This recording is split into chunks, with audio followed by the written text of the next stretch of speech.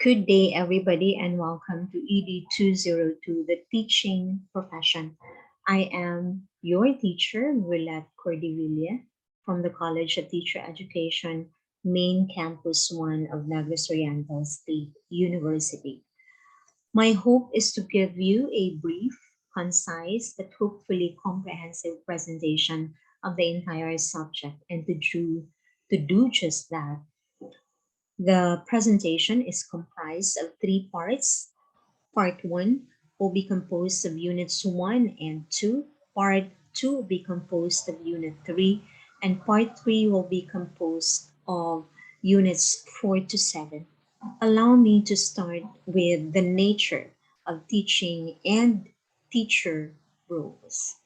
As we all know, teachers are duly licensed professionals who possess dignity and reputation with high moral values, as well as technical and professional competence in the practice of their noble profession, as they strictly adhere to, observe, and practice this set of ethical and moral principles, standards, and values. This, of course, comes from the Bible of all professional teachers, which is the Code of Ethics for professional teachers. Now, what are our roles as educators? The first, of course, is to help educate learners. The second is to create and control the learning process.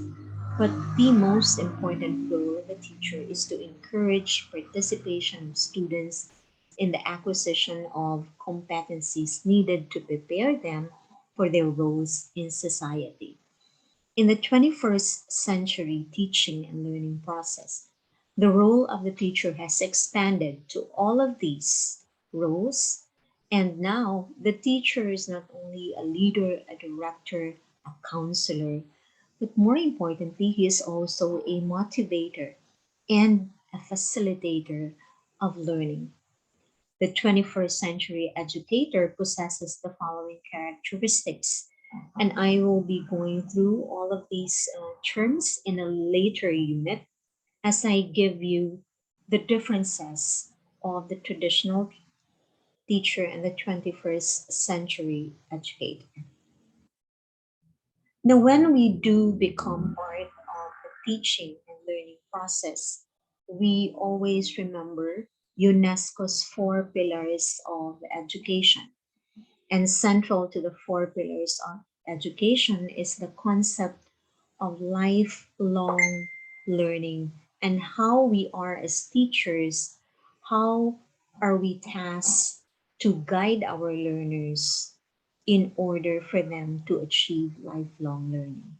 Let us begin with the first pillar, which is learning to know. And this involves the learning of skills necessary to learn. So we think of concentration, memory skills, thinking skills, in fact, higher order thinking skills. The second pillar is learning to do. And this is now the application of everything that we have acquired. And we put them into practice and we put them into application. Learning to be is our third pillar. And this is the all round development of the whole person to fulfill his highest potential and to be able to think, decide, and act independently and not just exist in the world, but also coexist with others as we move to the fourth pillar, which is learning how to live together. And this is for each individual to be able to realize his role in this vast universe as he tries to understand human diversity. Moving forward, I will now briefly talk about the historical and legal foundations of education. And because of the limited time that we have for the historical foundations of education, allow me to just share with you this timeline, beginning with education happening pre-Hispanic. During the pre-Hispanic period, that means before the coming of the Spaniards, and That's pre-Hispanic education, education after 1940, and education until the present. And I believe that everyone is aware of the vast change now with the coming of RA 10533, or the Expanded Basic Education Act of the Philippines.